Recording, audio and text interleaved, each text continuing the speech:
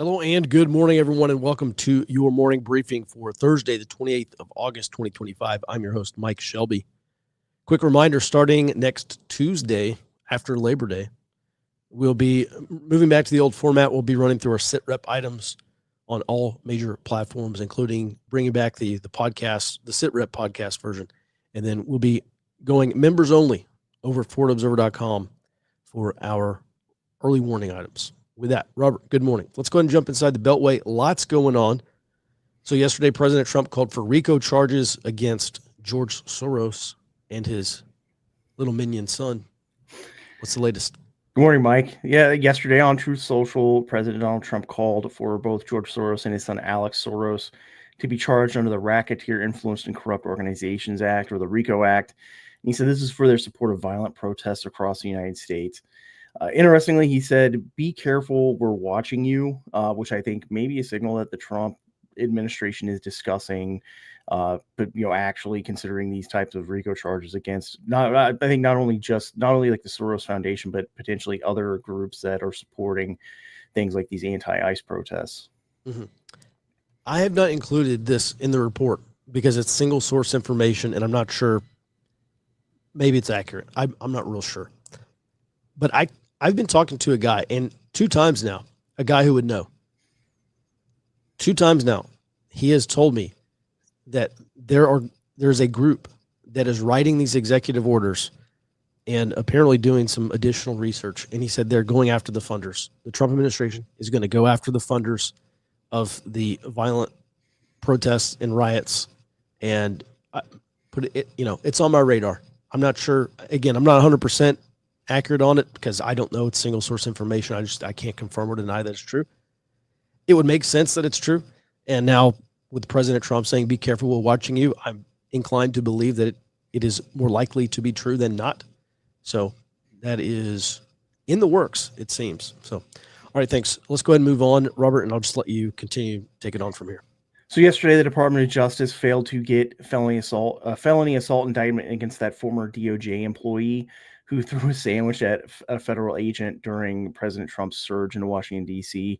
The similar D.C. grand jury also declined to prove felony assault charges against another person who was accused of assaulting an FBI agent while they were trying to transfer custody between ICE and the FBI. So what's going on here is that basically these blue area, in this case DC, and previously in Los Angeles, these grand juries have been rejecting Trump's DOJ attempts to charge any of these Trump resistance people with any kind of charges for supporting riots, or in this case, felony assault on law enforcement agents. And I think we'll see more of this going forward if the Trump administration attempts to bring federal charges against the Trump resistance in some of these other cities, where the grand juries that are impaneled will reject, for political reasons, indictments against Trump resistance activists. Yesterday, Pete Hegseth's defense secretary also announced that the Department of Defense will bar contractors from employing Chinese nationals to maintain DoD cloud servers. And he said they're going to require a third-party audit of Microsoft's digital escort contract, which employed these Chinese nationals for over a decade. And moving over to the domestic side, at least 2 children were killed and 17 injured yesterday during a mass shooting at the Annunciation Church and Catholic School in Minneapolis, Minnesota. And the suspect has been identified as 23-year-old Robin Westman. I did see some of the Westman's social media content and videos that were posted online, and there does seem to be a connection to a group called the Order of Nine Angles and 764, which are explicitly satanic grooming groups that have been connected to previous mass and school shootings.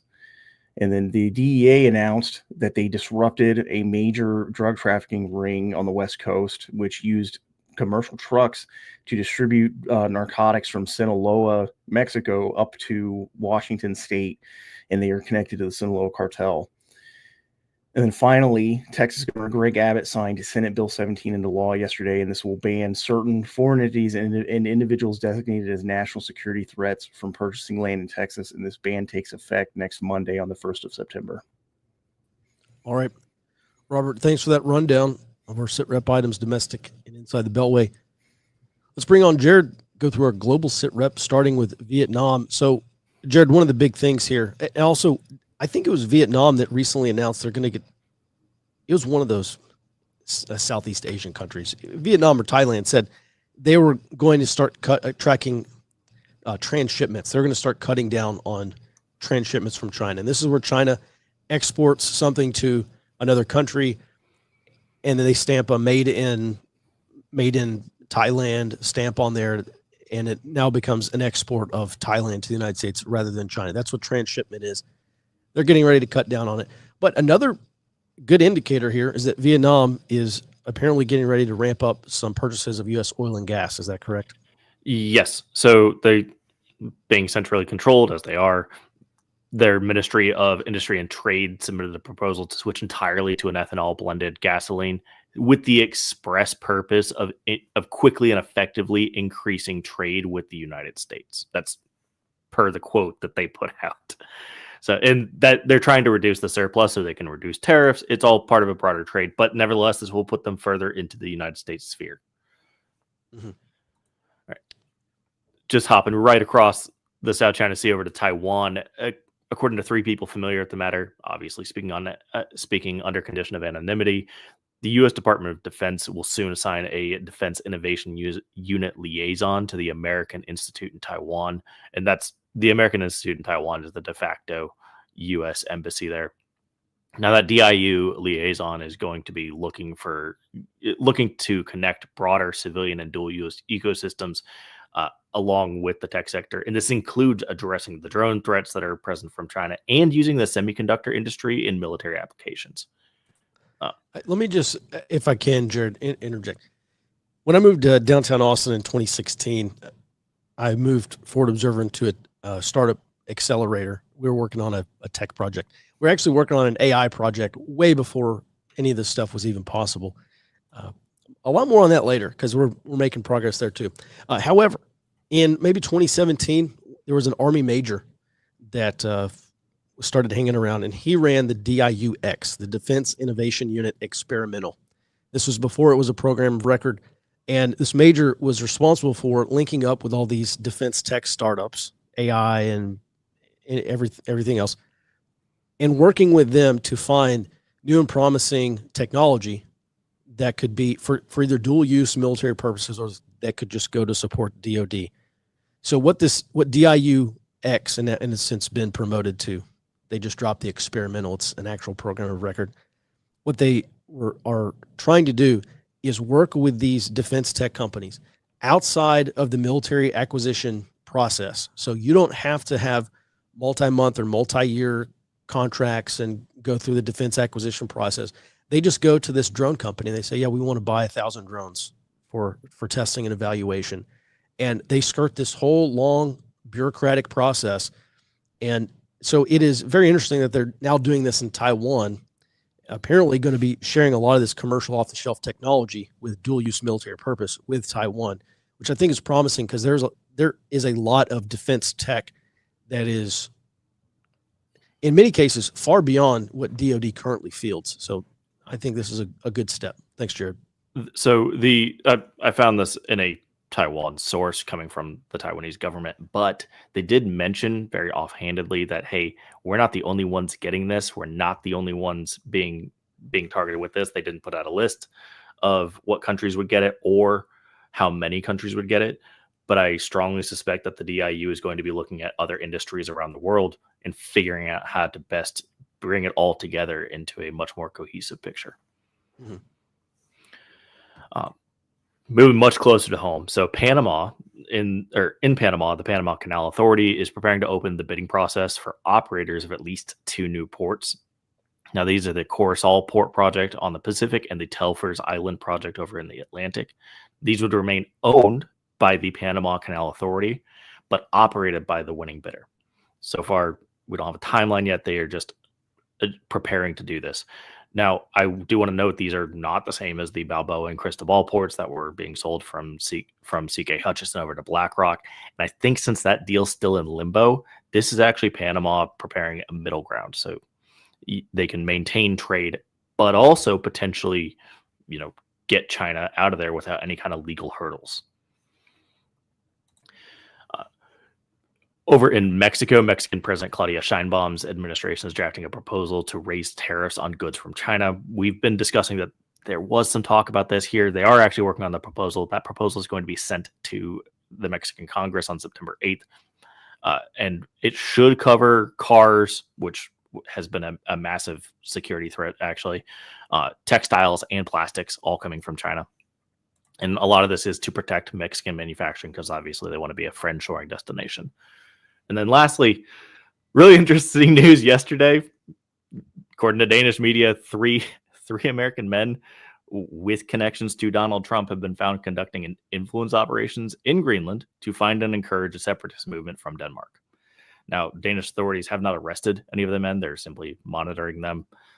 There's been some reaction, not a lot of reaction, just a summons of the American ambassador to Denmark and then some diplomatic protest, but really not much reaction, if we're being honest. Mm-hmm.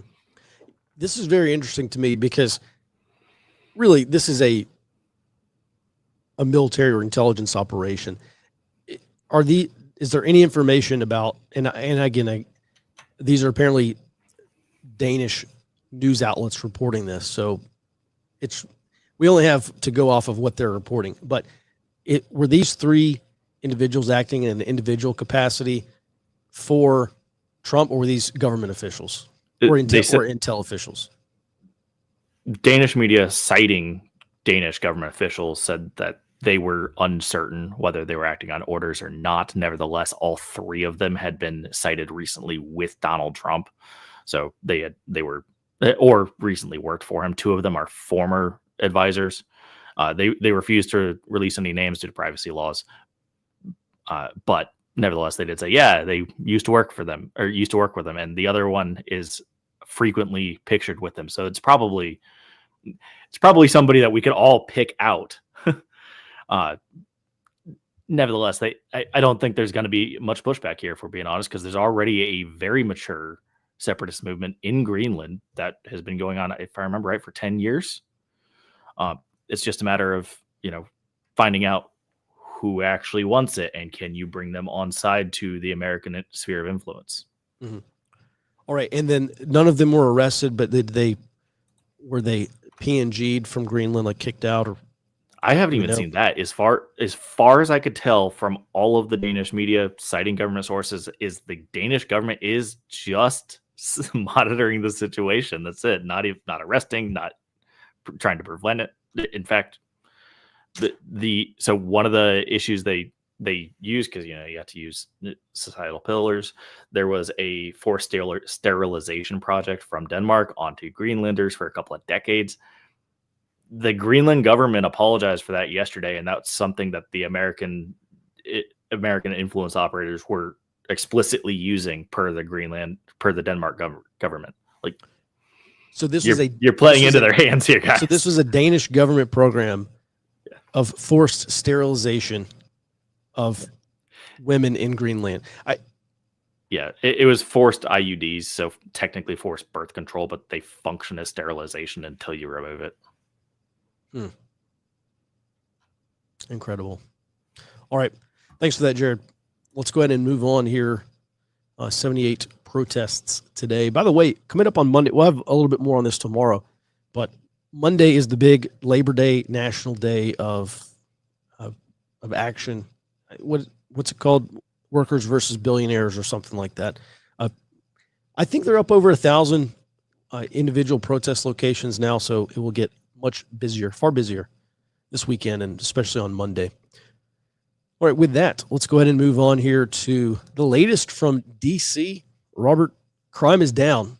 And according to CBS News, crime is actually down a lot more than what the D.C. mayor recently said. Correct. According to this analysis, violent crime in Washington, D.C. has dropped by 49% since the beginning of this federal law enforcement and National Guard surge into D.C., and this is compared to the same time period of last year. So roughly the last 2 to 3 weeks. And homicides during this period also dropped around 69% from the 5-year average. Burglaries were down 33% and assaults were down 41%. Mm-hmm. Amazing. All right. And then before we move on here, we're waiting this Chicago surge that's going to happen sometime in September. potentially as soon as in the next week or two. We're expecting this now, Robert. Yeah, so that's based on that leaked planning those leaked planning documents from the DOD. They're talking about as soon as next week. Okay. There was a question yesterday about, won't criminals just move from this area until the surge is over and then come back in and resume crime? And one of the things that happened in DC, according to the CBS News report, is crime was actually decreasing in the week or maybe 2 weeks prior to this surge, at a time when Trump was already talking about this. So obviously, yes, some criminals will just leave. And we saw this in Iraq and Afghanistan too. When we started kind of saturation operations, high levels of patrolling, lots of kill capture missions in a certain area, the Taliban leaders just left. And they didn't come back until we left that area, and then they would slowly slink back in. So I do expect this is going to be a game of cat and mouse. Fundamentally, this is not something that federal law enforcement or the National Guard can obviously solve completely. There has to be the political will there. Don't quote me on this, but I saw an analysis yesterday that said something like 80% of all violent crime is caused by people with 3 or more arrests. So basically, individuals with 3 or more arrests cause 80% of all violent crime. And it really seems like those are the people that federal law enforcement should be going after. And I say we as in the royal we, as in the United States, should be going after those types of criminals if they want to greatly reduce the crime rate. And maybe that's what federal law enforcement is going to do. By the way, I think what is happening in DC, I wouldn't necessarily call it a counterinsurgency, but we're definitely seeing counterinsurgent-like tactics. And I expect to see that in Chicago and New York. And I'm sure eventually they will get their way to Portland and Seattle. But again, going into Portland and Seattle, and I would even say going into Chicago, is kind of like going into Afghanistan. We failed in Afghanistan for a lot of reasons at the strategic level. At the tactical level and operational level, we were peerless. But at the strategic level, we lost for a handful of reasons. And number one is because our partners in the government of Afghanistan, they were not on board with what the U.S. was trying to do there.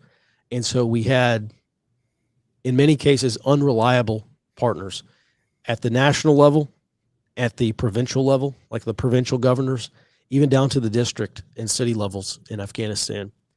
We just were not on the same page, and we're going to experience something very similar, or federal law enforcement is going to experience something very similar going into Chicago, going into Portland and Seattle eventually. I'm sure those cities are on the list somewhere.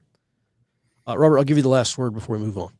Well, the people with 3 to 4 arrests, 80% violent crime stat, that holds up for other areas like Baltimore. Recently, Baltimore Mayor, I think Brandon Johnson is his name, basically put out information saying that they decreased violent crime significantly and cited all of these programs, funding programs that they put out, but very quietly acknowledged that what he really did to decrease violent crime significantly was allow Baltimore PD to arrest those people with 3 to 4 previous arrests that are responsible for the vast majority of all crime in the city. So I think that analysis holds up and will hold up for other cities that the Trump administration surges into. Mm-hmm. All right. Thanks for that, Robert. Lots still more to come on that. And speaking of lots more ahead, let's stay in D.C. and look at this. This is a House bill that's aimed at D.C.?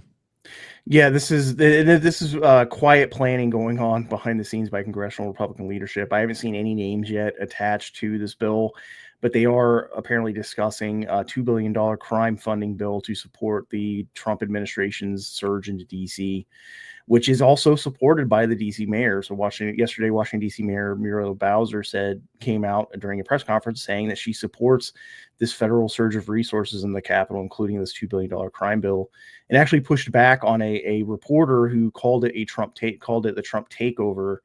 And she said this is actually not a Trump takeover. This is a surge of resources. And she did mention this decrease in violent crime, though the stats that she put out were slightly lower than what CBS's analysis was. I think this points towards one of the objectives of the Trump administration. They're meeting that objective, which is effectively a political victory over crime and over some of these blue cities that do have high crime levels, because now they have the support of the DC mayor. And I think based on those recent executive orders we covered Monday, the Trump administration is preparing for a permanent National Guard law enforcement presence in DC, because that civil disturbance unit will be deputized by the Department of Justice. And I think they're going to use a similar model as they surge into these other areas like Chicago, New York. Mm-hmm. One of the interesting things, just looking ahead to next year to the midterms, one of the pieces of speculation I thought was interesting is what happens to voters in these cities when they realize that they have been living in high crime areas because their city mayor refused to try to solve the problem. And now Trump is doing something that's seen by many as draconian, putting National Guard and surging federal law enforcement into these cities, at least temporarily, solving the crime problem and probably having a lasting impact depending on how many of these repeat offenders are being arrested. And now all of a sudden crime is down and moms are not worried about their kids getting mugged or robbed, and professionals are no longer concerned about getting carjacked in these cities anymore. Is that going to affect the midterms? Is that going to affect how Americans see the Democrat Party, which I think is primarily responsible for not enforcing the laws and not seeking an actual remedy to the crime problem? I think it will, and I think that's part of the objective here from the Trump administration, is to put the Democratic Party into a corner. And they've even acknowledged this. Some of the Democratic political operatives and advisors have acknowledged that this is what's happening, is Trump is forcing Democrats to defend crime effectively. And the goal, I think, with the goal of heading into the midterms, showing that it is a choice, a political choice, and expecting that voters will punish Democrats for not making the choice to enforce the law. Mm-hmm. Well, we'll see, but thanks for that, Robert. And by the way, I agree with you. I think it will affect some voters. I'm just not sure how large that impact will be, but we'll see. All right, thanks. Let's go ahead and move on here to this.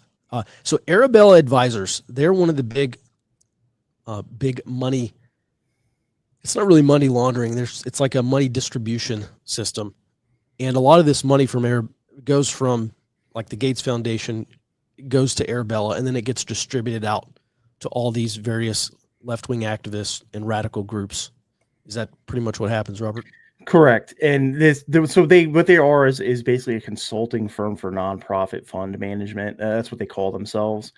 And in this case, with the Gates Foundation, who quietly cut ties with them in late June, they distributed dispersed $450 million in Gates Foundation money over the last 16 years. And what they do is they manage these nonprofit funds, and they act as what's called a fiscal sponsor for both non-political nonprofits and nonprofit groups that have political objectives like voter registration or even political lobbying. And in at least some of these cases, they funnel money to groups that donate directly to Democratic super PACs, political action committees. So they act effectively as the nonprofit fund version of these activist asset managers like BlackRock. So it's not their money. They're leveraging massive amounts of other people's money to advance their own left-wing and progressive political objectives. And in this case, they're able to use this structure to obscure the origin of billions of dollars over the last 2 decades going towards these left-wing and political activists, left-wing and progressive political activity through this structure. And this includes nonprofits like this one that's on this chart called the New Venture Fund, which is on its face non-political, but does act as a Democrat dark money group and sends money through another fund called the 1630 Fund, which directly donates tens of millions of dollars to Democrat super PACs. Mm-hmm. I think this is pretty indicative of the general collapse of these kind of left-wing financial structures. And this is not just about USAID money. I think this is a kind of a tidal shift here. But looking ahead, if I were looking at early warning indicators, of the Trump administration getting ready to drop the hammer on these financial organizations and the individual financiers whose money trickles down into these radical groups, causing unrest and political violence in some cases. It is major foundations like the Gates Foundation breaking ties with these groups. And so I think that's probably a solid indicator that we are going to see quite a bit of action here. And, something that I was saying back in June, if the Trump administration, if you want to know whether the Trump administration is serious about dismantling these radical networks, you cannot look at arrests, because the left will never run out of rioters. They will never run out of activists. They will never run out of, the far left will never run out of revolutionaries. If you want to break the chain, you cannot target the bottom of the chain. You got to go higher up. And that's into the financiers and the facilitators. And if it is true that the Trump administration is getting ready to go after the financiers and facilitators, that is going to have massive downstream effects. And I think this is, earlier this year, there was the question, well, why is Antifa not out rioting every night like they were? Why is there not big direct action demonstrations and fighting in the streets like we saw from 2017 to 2020?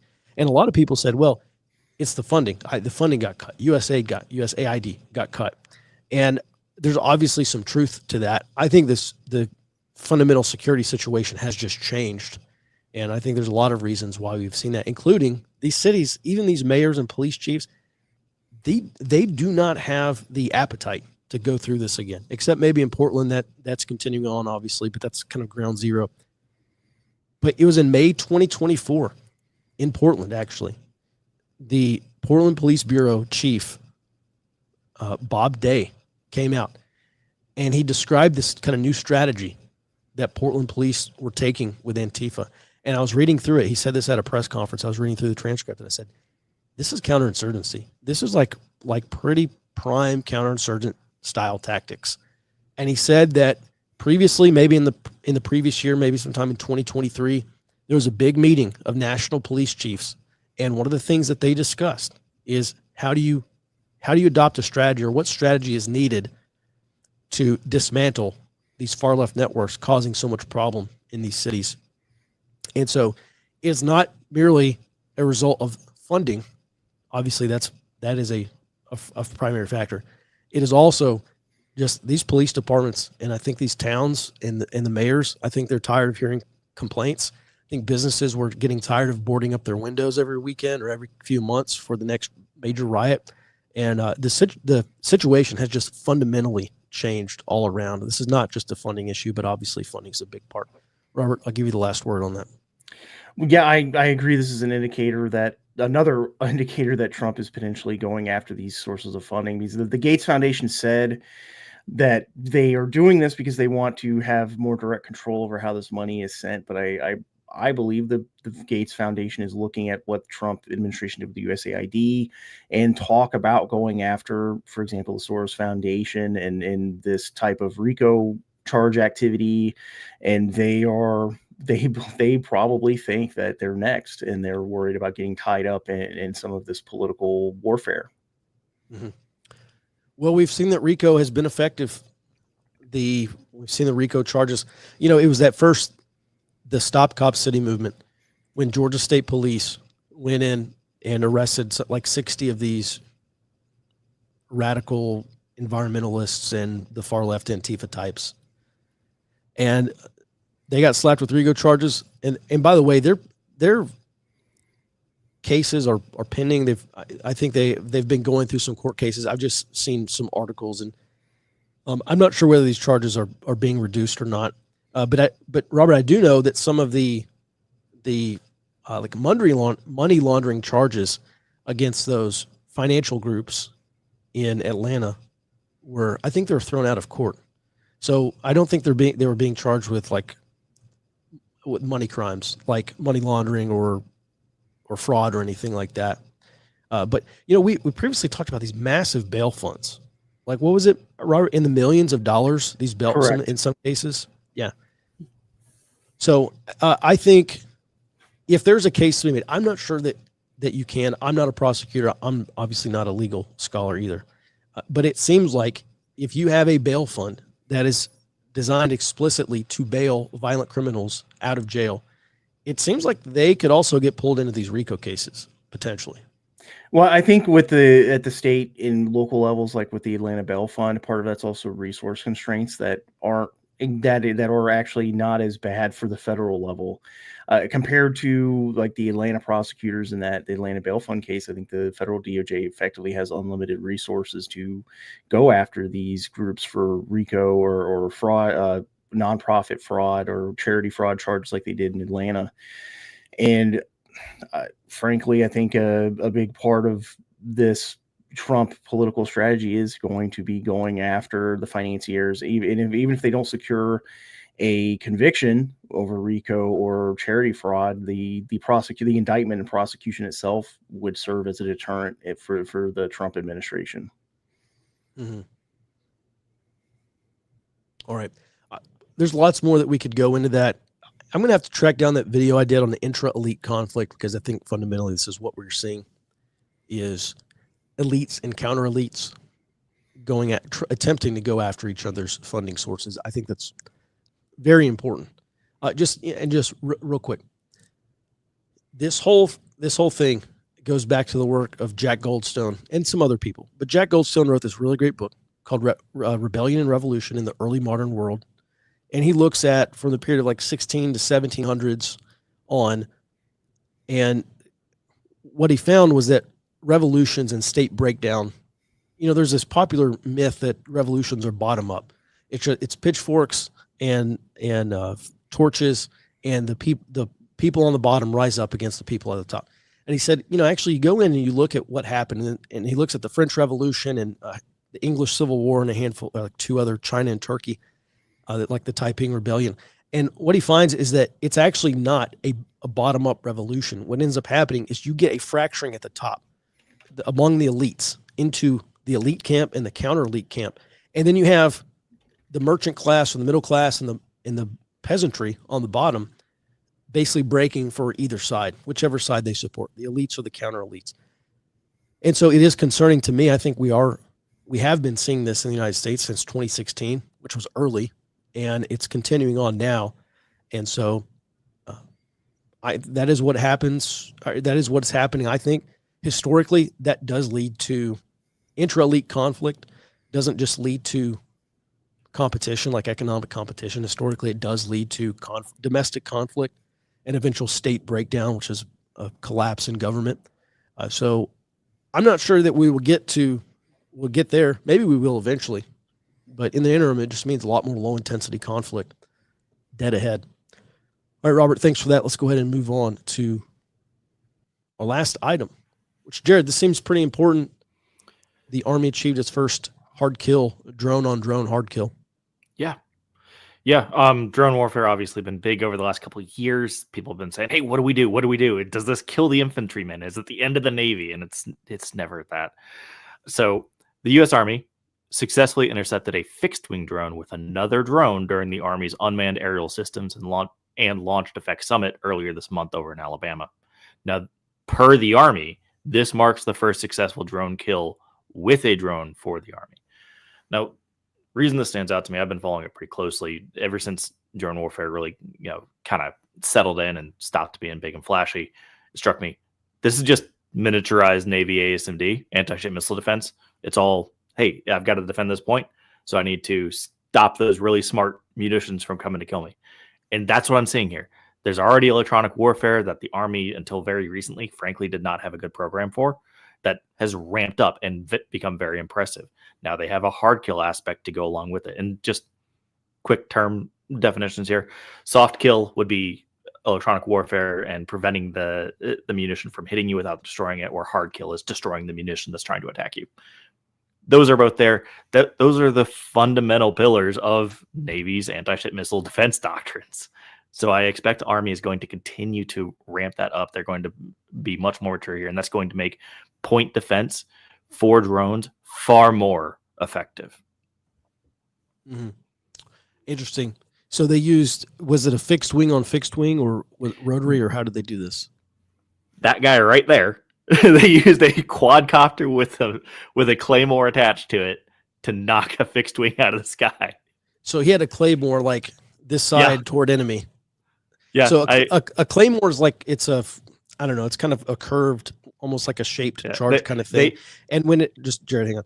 And then it's an explosive, and so when it explodes out towards your target. That's why on the boom side it says this side toward enemy or something like that. And so he just attached a claymore to a quadricopter, had a little detonating charge in there, and then just kablooey. The lieutenant that was presenting said it was a claymore. From being frank, that looks more like, a different shape charge or different directional explosive, but the concept is the same. Yes, you just strap an explosive to it, and they even said, hey, yeah, none of this is like official production or anything like that. The paratroopers and techs are getting in there, soldering in all kinds of additional mechanisms in order to arm and fire that are not standard production. So they're making these things on the fly, finding out what works, probably to an end where they can say, okay, now we have something that comes from the factory made like this. But nevertheless, yeah, they basically just duct taped a claymore to it. It went up and popped that guy. Mm-hmm. It, by the way, incredibly impressive. Talking about a quadcopter drone versus a fixed wing drone, there's a massive difference in speed there. So that frankly makes me extremely optimistic in counter UAS warfare. Yeah. Seems like maybe some of this stuff could eventually be AI enabled and eventually maybe run by AI, but it seems at least in the interim, operator skill is going to be the most important thing here. Absolutely. So where drone warfare is still in its infancy, but ultimately that's where I see this going with the miniaturization of all computer parts, the broad application of AI. You don't even need a complex AI. You just need something that's smart enough to use the optic signal that are built into the drones already. That's all those pieces are there to make essentially an autonomous micro missile. For lack of a better term, you have a shaped charge that can go fly itself. And that's functionally very similar to what an anti-ship missile does, is it will find the target, it seeks the target, and some of them can even discriminate between targets. So it knows not to go hit a tanker versus a carrier. That's all of those pieces are there for drone warfare as well. It's just a matter of getting them together and actually developing the things. But that also, there's decades of work to be done on that I think this is going to look extremely similar to the 20th century's development of anti-ship missile doctrine. Mm-hmm. Not to get too personal here, but on my drive into work this morning, I was thinking, my first thought was, I should get a kite. I should take my son to the park and we're going to go fly a kite. And then I thought, no, get him a drone. He's a toddler. Put him on start now. Drone tech is obviously going to be massive, but he's going to be a little kid out there doing FPV drones. I did that with mine. Yeah, he loved it. You're going to probably go through a couple drones. You're going to crash them, but they love it. Yeah. All right. Thanks for that, Jared. All right. And let's go ahead and we do have some questions. Yep. Today from over on the high side. Start there, please. From Brian, what is the probability that the Department of Justice decides to change venue to avoid the hostile grand juries? Yeah, I don't know the legal mechanism there. That's more in Robert's lane. I mean, Robert, a prosecutor could potentially request a change of venue or something like that. Is that correct? They could, not for a grand jury, though. I don't think. What they would do is just try to impanel a new one. And actually, the DOJ official in charge of this DC attempt to get that indictment over the sandwich, he told them basically impanel a new grand jury until you get an indictment, and it just didn't work. They did it 3 times and they couldn't do it. Wow. Yeah. Interesting. All right. So pretty low, I guess, Brian. All right. Next question comes from our correspondent in Mongolia. Given some current sentiment that a China-U.S. conflict in the next 2 years is more likely than not, what possible indicators, diplomatic statements, or events would you look for that would reverse that trend and make it less likely? Well, number one, I think a trade deal, historically, a positive trade deal with China if the Trump administration can hammer that out, I think that would be a good step in reducing tensions, at least in the interim. We go back to that book called Economic Interdependence and War, and the liberal worldview says when countries do trade with each other, the risk of war is reduced. Basically, they say great powers that are doing a lot of trade with one another do not go to war. And the realist view is actually, you go back and you study history, and that's simply not true. The indicator that 90% of the time leads to war is when great powers that are economically interdependent on one another, when they develop negative future trade expectations, 90% of the time they go to war. So I would look at future trade expectations as being a primary indicator of where this trend is going. Jared, what are your thoughts? So absolutely, trade's the number one thing I'm looking at. In particular, China doesn't produce enough food. It always has to import food. So I'm looking at who they're importing from. Until very recently, we were their top food provider. So if that trend reverses back to the historic norm of them depending on the United States, because the United States is functionally the breadbasket of the world, then I think that's China signaling, yeah, we're not going to war, because they would have, no matter what, they have to be prepared for war with the United States if they intend to achieve any of their goals in the Pacific. That said, I don't think they're going to reverse that. I think we're going to maintain the trend of effectively decoupling. Regarding diplomatic statements, I write those off from the Chinese. They are so duplicitous in everything they do for diplomacy that it just is not worth the time. The prime example is the Japanese. They literally have two different sets of core documents that they both cite and claim to have authority with. So it's just not worth it. As far as major events, see our previous 2 years worth of work. I started off at Forward Observer here saying, yeah, we're in very dire straits if we have to go to war with China. And now I'm looking at it going, no, I think we are in extremely good standing, such good standing that I think it's going to push China's timeline back. Mm-hmm. Not the best we could be, certainly. No. But comparatively, much better than we were 2 years ago. Absolutely. Right. From Bad Wabbit, is there any progress in kicking China out of Greenland? Not that I've seen. Mm-hmm. All right. Another question regarding Gates. Didn't Gates and a few other tech leaders and billionaires have a meeting with Trump a few months ago, and they were talking about how they could have a position in the administration? Robert, that's definitely a you question. And yeah, I do seem to recall there has been a revolving door of billionaires meeting with Trump. Yeah, and Gates specifically, he actually was at the White House yesterday. There's no word yet on what he discussed with Trump other than global health programs. And then he also did have a dinner prior to the inauguration on the 20th of January this year with Donald Trump before he was actually inaugurated. I think with the Gates situation, another major reason why Gates is pulling out is that just potentially going through civil or a criminal trial, like prosecution, is also an immediate threat to these dark money groups, because we've previously covered that even the IRS is not able to map out this complex and very basically obscured nonprofit system inside of the United States.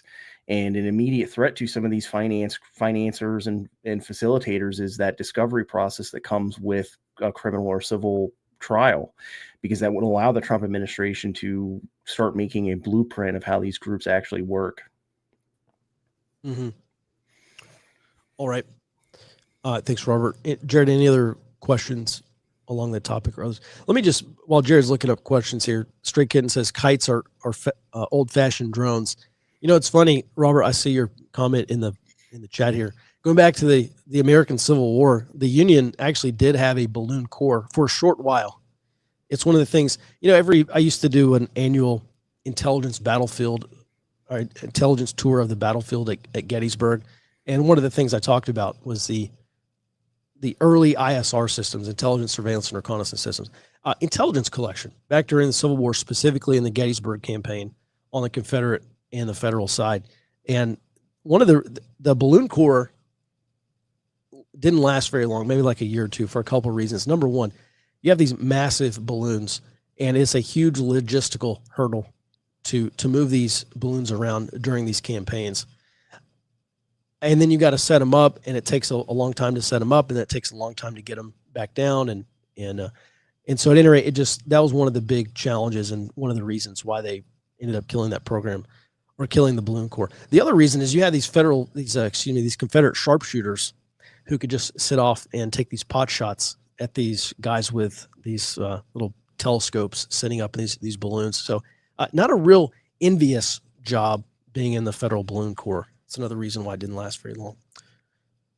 Jared, any other questions, please? Yes. Also regarding Gates, he's from Bad Wabbit. He's not going to change his beliefs. So isn't this just playing the game until he can continue his work? Well, I would say Gates is definitely a true believer. And, Robert, will bring you on it. Everything I've seen out of Gates leads me to believe that he is probably not a friend of humanity. And I don't know. Is Gates just biding his time? Well, for the next few years? I don't think he plans to stop like those global health initiatives. I think the concern here is that by allowing his money to be managed by Arabella advisors, he's risking getting tied up in the political warfare of going after these funding sources.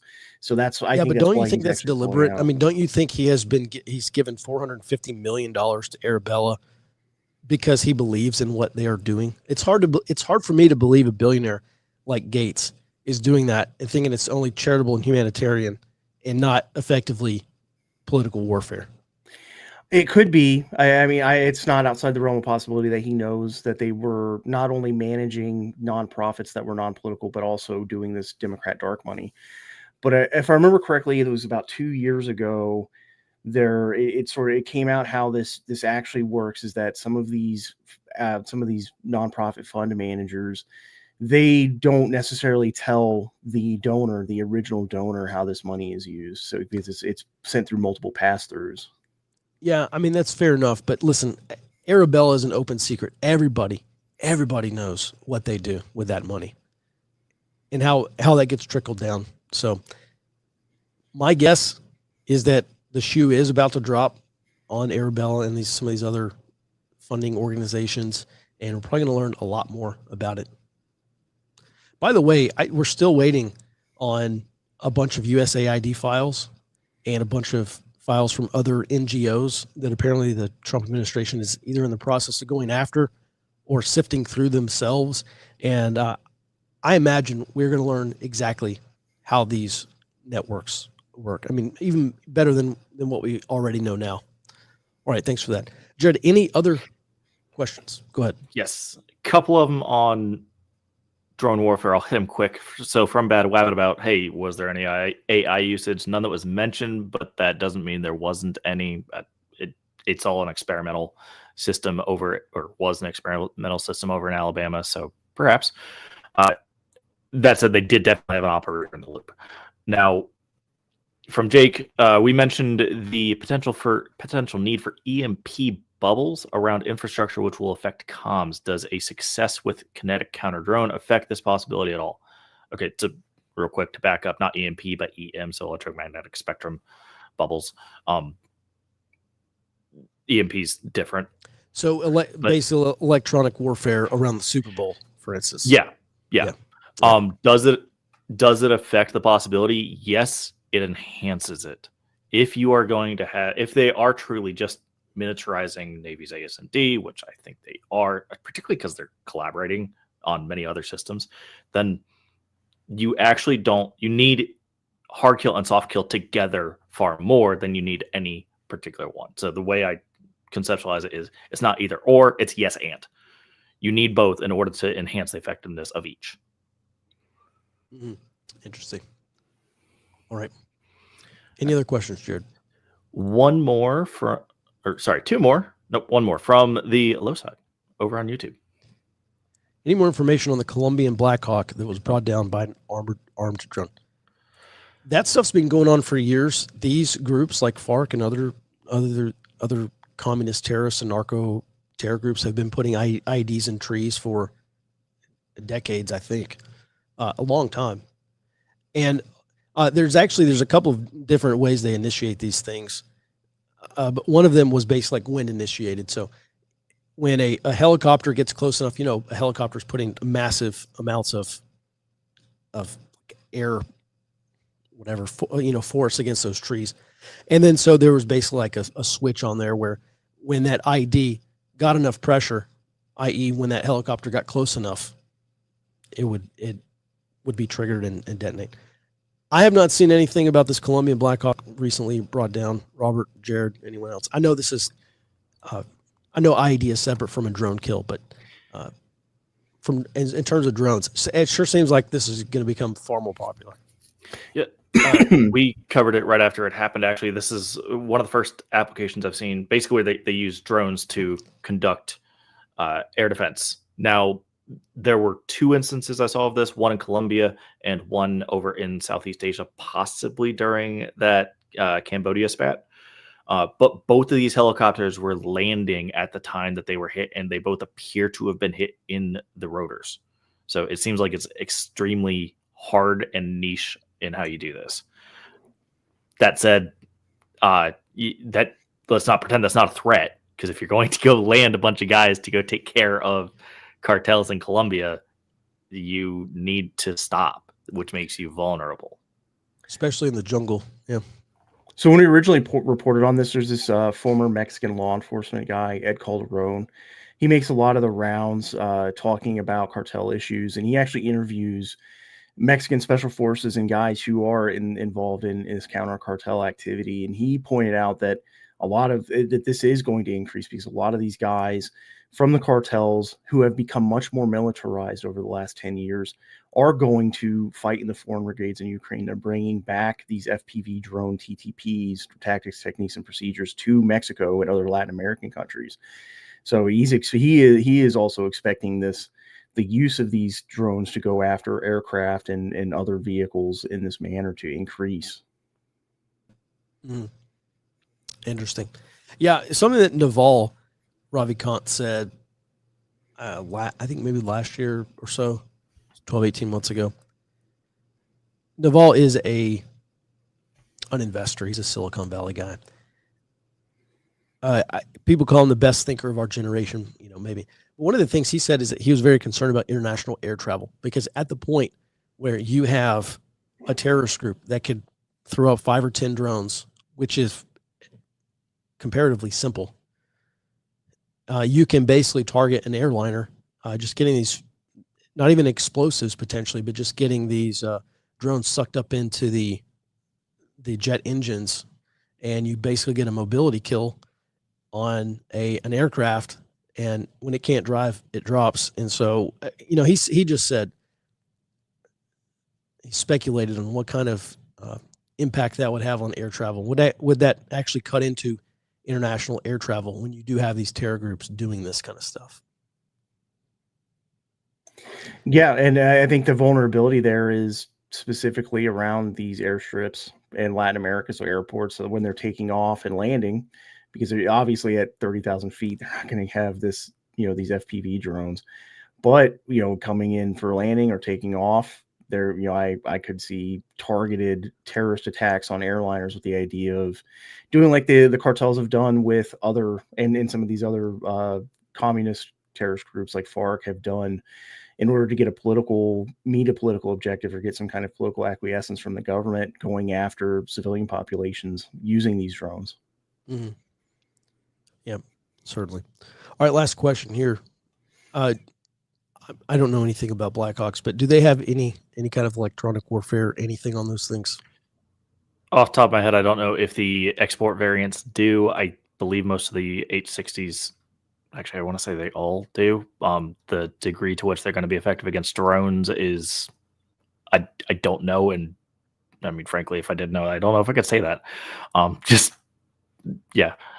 That said, most electronic warfare systems operate in a different part of the RF spectrum than what drones would operate in.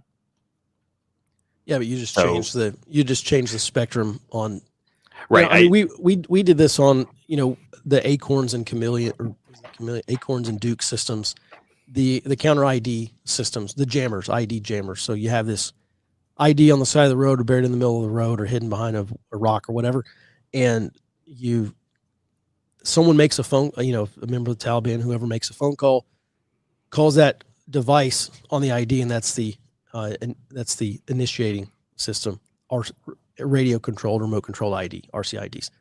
And then so you have these jammers, and they just put out a constant stream of noise or whatever on that frequency. So it's like you try to make that phone call, and your side of the phone goes out, but you don't reach the ID.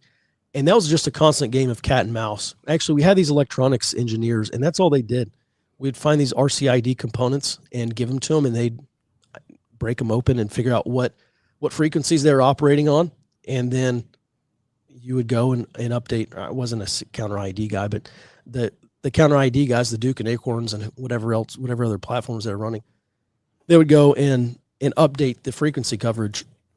So a lot of cat and mouse. Yeah. But Jared, it seems to me like these electronic warfare platforms could just jam. I mean, don't most drones operate on like the 5.2, whatever it is, spectrum? I don't remember. I know they use pretty normal civilian communications. So that depends. Right. My point is, we know where those signals live. We know where those signals are transmitted through, what frequencies. So it seems pretty easy just to update the frequencies you're jamming on, correct? No, you can be limited by the technology that you have. So just no, I'm saying like that you may be physically limited on what you can actually do based on the hardware that is in there. So you just update the hardware to include those additional spectrum, those additional frequencies. All right, we're getting into the weeds, but my point is, if you make EW, you can change what frequencies you jam on. Yeah. Literally, probably any frequency anywhere you should be able to jam. That's my point. All right. I do want to throw one thing out. You mentioned cat and mouse inside the RF spectrum. That is absolutely true, but it's also it's much more true when you're talking about mobile munitions like drones and missiles. So these drones, they all have receivers. A receiver can just be programmed to say, "Hey, I like that signal. Go touch it." And now, instead of deterring the drone, you have told it where you are and you sucked it in, because the drone is mobile, unlike an IED. So do these guys have it? Probably they almost certainly have some form of EW suite, but whether or not that's effective, I don't know. And it can be radically updated just as quick on the other side to make it less effective, and in fact, a detriment to you using it. Mm-hmm. All right. Everything is cat and mouse. All right. With that, Jared, Robert, thank you all. That's going to do it for today's briefing. We appreciate your support. Head over to forwardobserver.com, start a free 7-day trial. Get access to our Intel dashboard, the watch floor, and then access to our updates throughout the day as well. You also get the report. You also get, if you're watching this later, ad-free, go onto our live briefing room. You can watch all previous episodes. You can listen to the podcast, 100% ad-free, no interruptions.